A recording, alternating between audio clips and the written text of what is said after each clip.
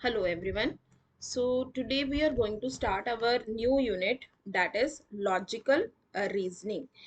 तो logical reasoning जब हम लोग स्टार्ट करते हैं तो इसमें बहुत सारे टॉपिक्स जो हैं वो हमें करने होते हैं जो अलग अलग तरह के कंसेप्ट बेस्ड होते हैं। तो यहाँ पे हमारे पास सबसे पहले we must understand what is the exact meaning of logical reasoning. तो लॉजिकल रीजनिंग का मतलब हमारे पास ये है कि जब हमारे पास किसी भी तरह का कॉम्प्लेक्स लेवल का क्वेश्चन होता है या फिर कोई ऐसा क्वेश्चन होता है जिसके पीछे बहुत सारा लॉजिक और आपकी क्रिटिकल थिंकिंग यूज होगी और उसके पीछे जो भी आप लॉजिक लगाओगे वो बिल्कुल मतलब करेक्ट होना चाहिए। तो इस तरह का जब आप लोग लॉजिक लगा करके किसी भी कॉम्प्लेक्स क्वेश्चन को सॉल्व करने की कोशिश करेंगे, that is your logical reasoning. So you are applying your logic and reasoning to solve the complex kind of problem. So this is the basic definition of the logical reasoning. तो next हमारे पास यहाँ पे आता है जो हम लोग start करते हैं लॉजिकल रीजनिंग। तो फर्स्ट टॉपिक है हमारा यहाँ पे बेस्ड है कि आर्गुमेंट क्या होता है, then you can say premise क्या होता है, कंक्लूजन क्या होता है, प्रपोजिशन क्या होता है। तो हमारा जो ये लॉजिकल रीजनिंग है इन बेसिक जो टर्मिनोलॉजीज हैं इनके बेसिस पे स्टार्ट होता है। तो हम लोग सबसे पहले यहाँ पे स्टार्ट करते हैं कि जो आर्ग्यूमेंट है उसका मतलब क्या होता है। ठीक है, तो जब हम लोग बात करते हैं आर्ग्यूमेंट की तो सबसे पहले हमारे पास एक स्टेटमेंट होगी, दो स्टेटमेंट होगी, तीन स्टेटमेंट होगी। तीनों स्टेटमेंट को समझ करके हमने एक कंक्लूजन जो है वो निकालना होता है। ठीक है, अब तीनों को समझना मतलब ये सारी चीजें क्या है, हमारे पास आर्ग्यूमेंट्स हैं, इनको समझ करके we have to find a particular conclusion या रिजल्ट हमने फाइंड आउट करना होता है। तो जो हमारे पास स्टेटमेंट्स दी होती हैं उन्हीं को हम लोग बोलते हैं प्रमाइसेस या फिर propositions. And finally after understanding these statements और प्रमाइसेस और propositions we have to conclude a particular point that would be your conclusion या रिजल्ट या फिर क्लेम या फिर फाइनली इन्फ्रेंस, मतलब जो आपने तीन स्टेटमेंट से फाइनली इन्फर किया है, समझा है। So this is the basic definition of argument. तो थोड़ा सा और डिटेल में चलते हैं कि जो आर्ग्यूमेंट होते हैं हमारे पास, ये हमारे पास दो तरह के होते हैं, one is your deductive, one is your inductive. तो इन्होंने बोला है कि जो लॉजिक है या फिलॉसफी है, हम लोग बोल सकते हैं कि जो आर्गुमेंट होता है वो क्या होता है, ये सीरीज ऑफ स्टेटमेंट्स होती हैं। ठीक है, यहाँ पे हमारे पास बहुत सारी लाइक स्टेटमेंट होती हैं हमारे पास, जिसको हम लोग स्टेटमेंट को क्या बोलते हैं, प्रमाइसेस। ये हमने अभी मतलब ऊपर पढ़ा है, it is called as a premises. And यहाँ पे क्या होता है, हमने कुछ ना कुछ डिटरमाइन करना है। ठीक है, भी उस बात में कितना सच है कितना झूठ है, इन चीजों को एनालाइज करते हुए we have to find out the conclusion. तो ये हमने देख ली कि दो कैटेगरीज होती हैं, डिडक्टिव एंड इंडक्टिव आर्गुमेंट्स। तो सबसे पहले जैसे कि हमने अभी रीड आउट किया, आर्गुमेंट क्या होता है, इट इज द सेट या फिर आप बोल सकते हैं कलेक्शन ऑफ रीजंस हो सकते हैं, या किसी का एक्सपीरियंस बेस्ड स्टेटमेंट हो सकता है, या कोई एविडेंस हो सकता है। ठीक है, जिसके बेसिस पे आपने क्या है एक फाइनल क्लेम या फिर कंक्लूजन निकालना होता है उसकी हेल्प से। तो जो ऊपर स्टेटमेंट्स होती हैं आर्गुमेंट में, नंबर ऑफ स्टेटमेंट्स होती हैं या रीजंस होते हैं, उसको क्या बोलते हैं हम लोग, प्रीमाइस या proposition. So it is the individual reason, मतलब एक सिंगल सिंगल इंडिविजुअल रीजन होगा या फिर पीस ऑफ एविडेंस होगा जिसके बेसिस पे आप फाइनली जो है कंक्लूजन बनाते हैं। तो कंक्लूजन बात तो हमें क्लियर हो गई, इट इज द क्लेम, जो कि हम लोग किससे डिराइव करते हैं, नंबर ऑफ प्रोमाइसेस को रीड आउट करके, मतलब आर्गुमेंट्स को समझ करके हम लोग एक कंक्लूजन पे फाइनली पहुंचते हैं। राइट, सो नेक्स्ट चलते हैं हम लोग। अब आर्गुमेंट तो हो गया, ठीक है, आर्गुमेंट तो हमने रीड आउट कर लिया, प्रमाइस भी रीड आउट कर लिया, कंक्लूजन भी रीड आउट कर लिया, आपने दोबारा से इन डेफिनेशंस को चेक कर लेना है। अब बात आती है, कई बार हम बात करते हैं कि जो आर्ग्यूमेंट है वो वैलिड है कि नहीं है, वैलिड है या नहीं है। तो ये कैसे पता लगेगा, अगर उन आर्गुमेंट्स को इन्फर करके आप लॉजिकली एक कंक्लूजन या फिर रिजल्ट पर पहुंच जाते हैं तो उस आर्गुमेंट को बोला जाएगा वैलिड आर्गुमेंट। ठीक है, और नेक्स्ट आता है हमारे पास कि अनसाउंड टर्म क्या होती है। अभी के लिए ये सिर्फ लर्न करना है, आगे डिटेल में है कि ये किस कैटेगरी में हम लोग वैलिड बोलेंगे या साउंड बोलेंगे, ये कहाँ बोलेंगे, वो नेक्स्ट फर्दर आ जाएगा। सो अनसाउंड का मतलब क्या होता है, एन आर्ग्यूमेंट जिसमें कि एटलीस्ट कोई एक जो है वो प्रमाइस वो सच नहीं होगी, वो क्या होगी हमारे पास, फॉल्स होगी, तो उसको बोला जाता है अनसाउंड। तो यहाँ पे इस पर्टिकुलर पॉइंट ऑफ स्लाइड में आपने क्या करना है, इस टाइम पे आपने ये दोनों डेफिनेशन लर्न कर लेनी है कि वैलिड किसे कहा जाता है एंड अनसाउंड जो है वो किस चीज को बोला जाता है। देन नेक्स्ट हम लोग फर्दर करते हैं कि कौन कौन सी डेफिनेशंस हैं हमारे पास। तो आई होप ये चीज क्लियर होगी, वैलिड किसे बोला जाता है और अनसाउंड किसे बोला जाता है। तो कुछ यहाँ पे क्वेश्चंस हैं।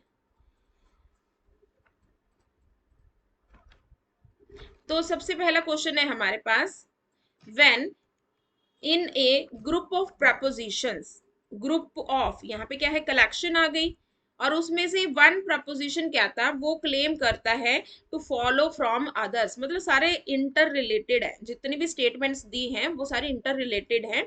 तो उस ग्रुप ऑफ प्रपोजिशन को क्या कहा जाएगा, तो ये हमने अभी कलेक्शन या फिर सेट ऑफ प्रमाइसेस या प्रपोजिशंस की बात की थी, that set is called as your argument. ठीक है। तो नेक्स्ट क्वेश्चन आता है कि cluster of propositions, again they are talking about the cluster. Cluster का मतलब होता है कि कलेक्शन ऑफ प्रपोजिशन है जिसके बेसिस पे आप एक इन्फ्रेंस को निकालेंगे। ठीक है, तो वो again that is the definition of an argument. तो सबसे पहले ये दो क्वेश्चंस थे अलग अलग फॉर्म में कि आर्गुमेंट की डेफिनेशन क्या होती है। तो फर्दर चलते हैं हम लोग।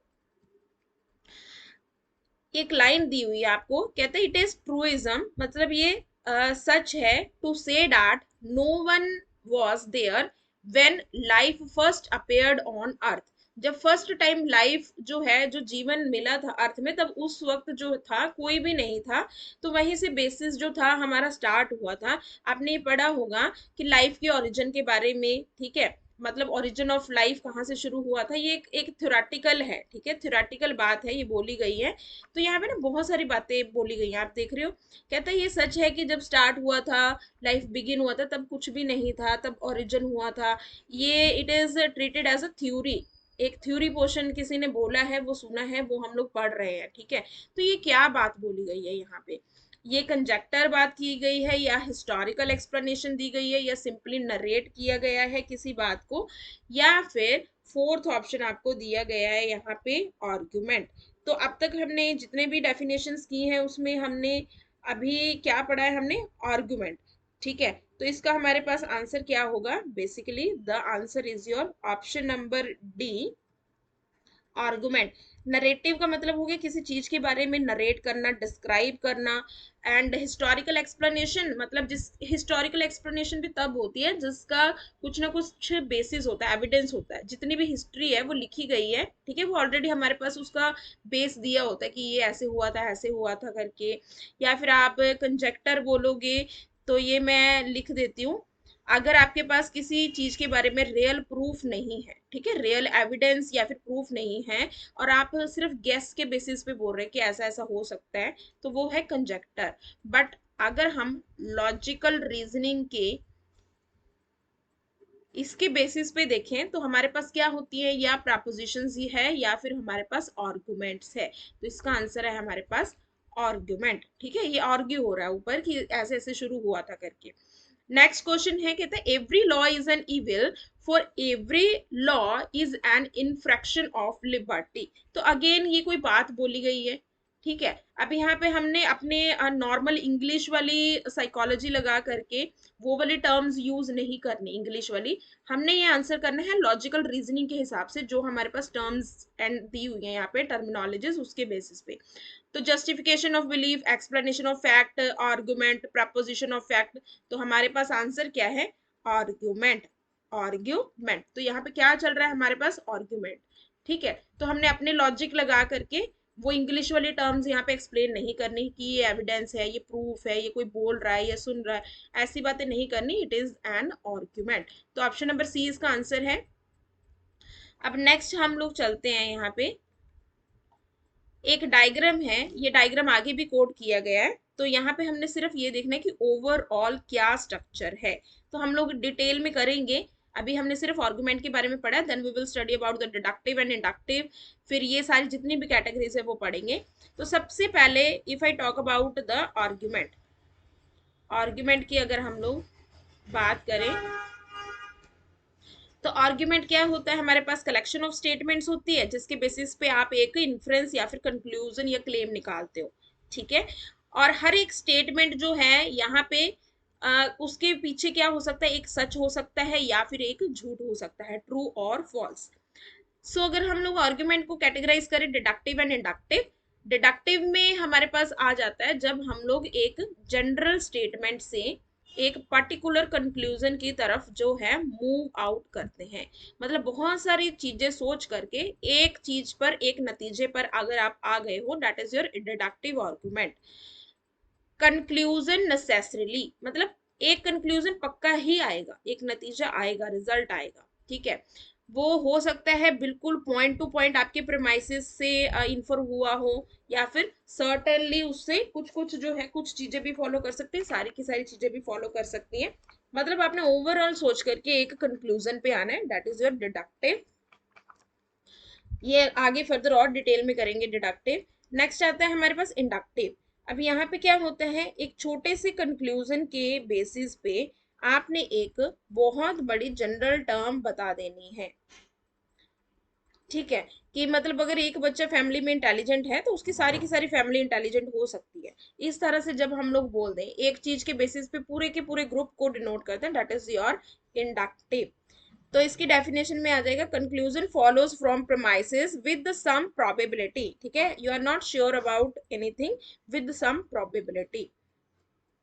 अब नेक्स्ट आ जाता है हमारे पास कि जो डिडक्टिव स्टेटमेंट है वो दो तरह की हमारे पास हो सकती है।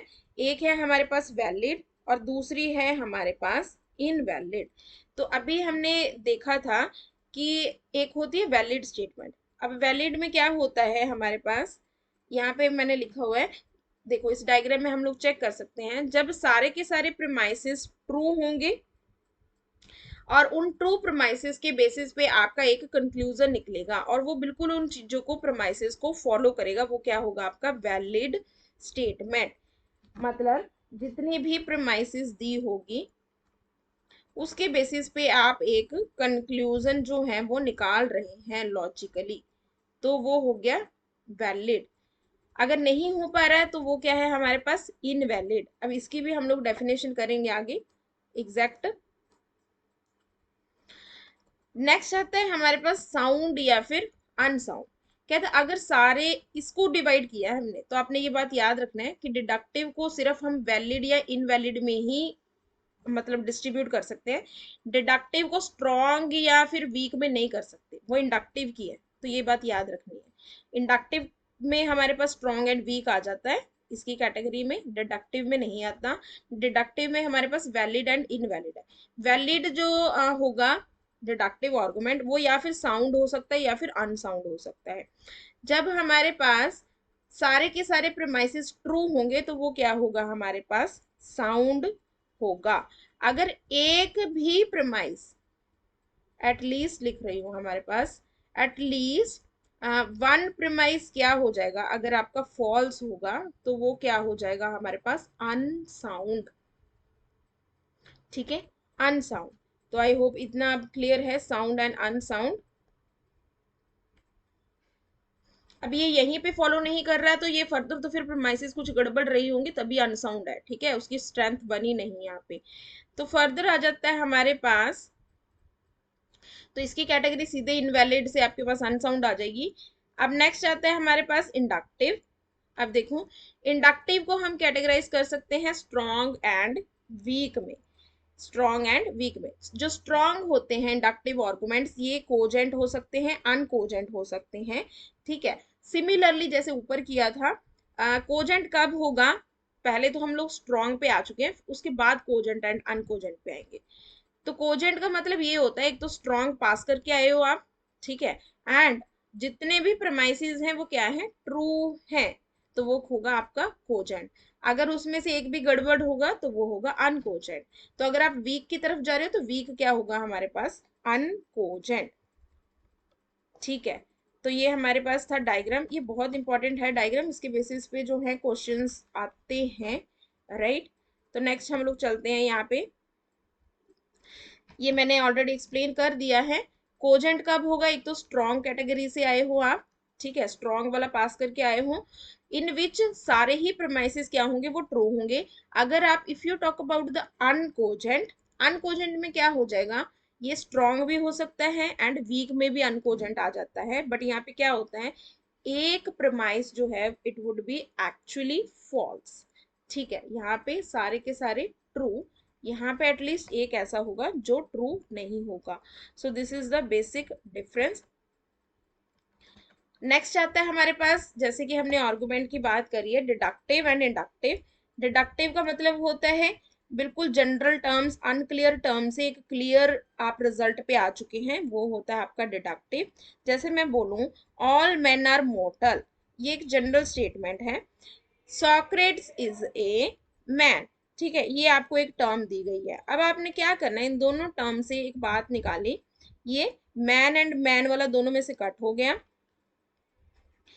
इसमें भी स्टेटमेंट है पहले स्टेटमेंट में, सेकंड स्टेटमेंट में भी ये है, तो ये कट हो गया। तो क्या हमने कंक्लूड कर लिया, जो सॉक्रेट्स हैं वो क्या हैं, वो मॉर्टल हैं। तो ये आपने डिराइव किया, ये आपने एक रिजल्ट निकाला, that is the example of your deductive. Next आता है हमारे पास इंडक्शन।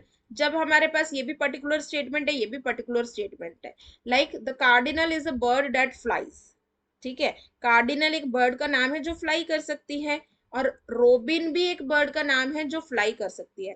तो मैं कंक्लूड कर सकती हूँ, ठीक है, कि जितने भी बर्ड्स हैं वो फ्लाई कर सकती हैं। मतलब ये भी स्पेसिफिक टर्म थी, ये भी स्पेसिफिक टर्म थी, यहां से मैंने एक जनरल टर्म निकाल ली कि सारे के सारे बर्ड्स जो हैं वो फ्लाई कर सकते हैं। ठीक है, तो ये है डिडक्टिव एंड इंडक्टिव। तो डिडक्टिव में क्या होता है, जो कंक्लूजन होता है वो डेफिनेटली आपकी प्रेमाइसिस से ही डिराइव हुआ है और सही डिराइव हुआ है। ठीक है, यहाँ पे क्या होता है, it starts with a general principle, एक ओवरऑल यूनिवर्सल सच्चाई को सामने रख करके आप एक मेजर प्रमाइस को रख करके एक छोटे से माइनर कंक्लूजन पे आकर के उतरते हैं। ठीक है, एक कंक्लूजन पे आकर के उतरते हैं। तो यहाँ पे जो कंक्लूजन होगा आपका, ठीक है, वो क्या होगा, पक्का ही प्रमाइस से ही निकल करके आया होगा। एक और बात बोली गई है, कहते कुछ वर्ड्स यूज किए जाते हैं या फ्रेजेस यूज किए जाते हैं डिडक्टिव आर्गुमेंट में, जिससे आपको पता लग जाता है कि ये डिडक्टिव आर्गुमेंट है। लाइक लाइक सर्टेनली, ये याद रखना है, याद रखना है इसको, ये आया हुआ है, like certainly, absolutely, definitely, conclusively, ये होगा must be, it necessarily follows that. तो ये सारे ही डिडक्टिव रीजनिंग के आर्गुमेंट्स में मिलेंगे आपको वर्ड्स। नेक्स्ट आता है हाउएवर, कहता है सारे के सारे डिडक्टिव आर्गुमेंट्स में नहीं होंगे, बट अगर ये हैं वर्ड्स तो वो डिडक्टिव ही होंगी। ठीक है, तो नेक्स्ट हमारे पास ये सारा हो चुका है, valid argument, invalid argument, valid deductive. ठीक है, तो ये सारा ही आपने एक बार रीड आउट कर लेना, ये ऊपर वाली स्टेटमेंट्स ही होंगी, बस जो स्टेटमेंट है वो थोड़ा घुमा फिरा करके दिया गया होगा। अब नेक्स्ट हमारे पास आता है एक वर्ड सिलोगिज्म। सिलोगिज्म, जैसे ऊपर हमने डिडक्टिव एंड इंडक्टिव की एग्जांपल की है कि ये वाला बर्ड फ्लाई कर सकता है, ये वाला बर्ड फ्लाई कर सकता है, तो finally all birds can fly. तो इस तरह से जब दिया होता है कि major premises and minor premises use कर रहे हैं आप लोग, ठीक है, major and minor premises use कर रहे हैं, सो डैट आप एक कंक्लूजन पर पहुंच जाए। ठीक है, सो डैट आप क्या करें, एक कंक्लूजन पर पहुंच जाए, तो वो स्ट्रक्चर होता है सिलोगिज्म का। राइट, ये आपके इंडक्टिव में भी चलेगा एंड डिडक्टिव में भी चलेगा। अगर मैं डिडक्टिव की बात करूं तो आपने ऊपर देखा होगा, एक मेजर स्टेटमेंट था, एक माइनर स्टेटमेंट था, और इसमें से क्या निकल के आया था, एक माइनर ही निकल करके आया था, जो कि हमारा एक कंक्लूजन बनकर आया था। हम लोग दोबारा से चेक कर लेते हैं एग्जाम्पल। ये वाली एग्जाम्पल, ये मेजर प्रमाइज थी क्योंकि यहाँ पे ऑल दिया हुआ था, ये माइनर थी, सिर्फ एक बात बोली गई थी, स्पेसिफिक भी बोल सकते हैं आप लोग, and finally specific he result आया था, माइनर रिजल्ट। राइट, तो नेक्स्ट हमारे पास ये आता है, ये भी हम लोग कर चुके हैं, वैलिड कौन सा होता है, इनवैलिड साउंड कौन सा होता है, और अनसाउंड जो है वो क्या होता है। तो यहाँ पे सिर्फ डिडक्टिव की बात की गई है, सिमिलरली इंडक्टिव की भी होगी। तो अगेन एक और एग्जांपल है, कहता ऑल टॉर्टोइज आर वेजिटेरियंस, ये हो गया आपका मेजर प्रेमाइस। बेसी इज अ टॉर्टोइज, एक आ गया आपके पास माइनर प्रेमाइस। देयरफॉर कहता है बेसी इज अ वेजिटेरियन, मतलब ये और ये कट हो गया तो हमारे पास क्या आ गया, बेसी इज अ वेजिटेरियन। तो ये कंक्लूजन हो गया। जनरल था, एक मेजर था, एक माइनर था, और एक माइनर निकाल करके आपने आंसर दिया है। So this is your second example. तो आप एक बार पॉज करके, अगर आपको ये चीज क्लियर नहीं है तो दोबारा से चेक कर सकते हैं। So this is again another example, ये सारी आपने रीड आउट कर लेनी है यहाँ पे। अब डिडक्टिव का मतलब क्या था, हमारे पास एक जनरल टू स्पेसिफिक जाते हैं हम लोग, मतलब कुछ फैक्ट्स एंड फिगर्स को लेकर के, जनरल प्रिंसिपल्स को लेकर के आप एक कंक्लूजन पे जाते हैं। तो स्टार्ट कहाँ से हुआ, जनरल प्रिंसिपल से, कुछ अननोन बातों से एक नोन बात पे जाते हैं, स्पेसिफिक बात पे जाते हैं, मतलब कॉम्प्लेक्स चीजों को आप लोग यहाँ पे सिंप्लीफाई कर रहे हैं, तो वो होता है डिडक्टिव आर्गुमेंट। जो ऑपोजिट होगा आपका वो होगा इंडक्टिव आर्गुमेंट या इंडक्शन आर्गुमेंट, इंडक्टिव आर्गुमेंट।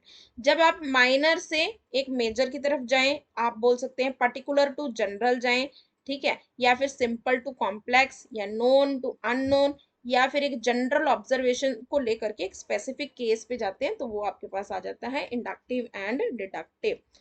तो ये भी एक बार आप लोगों ने खुद से रीड आउट कर लेना है, कल मैं यहाँ से कंटिन्यू करूंगी लेक्चर में। तो मैंने बहुत सारे यहाँ पे एमसीक्यूज वगैरह भी कोड किए हुए हैं, तो ये पीडीएफ तो मैं अपलोड कर रही हूँ, पॉसिबल होगा आपके लिए तो आप एक बार रीड आउट कर सकते हैं। तो यहाँ से हम लोग फर्दर कंटिन्यू करेंगे। Thank you so much.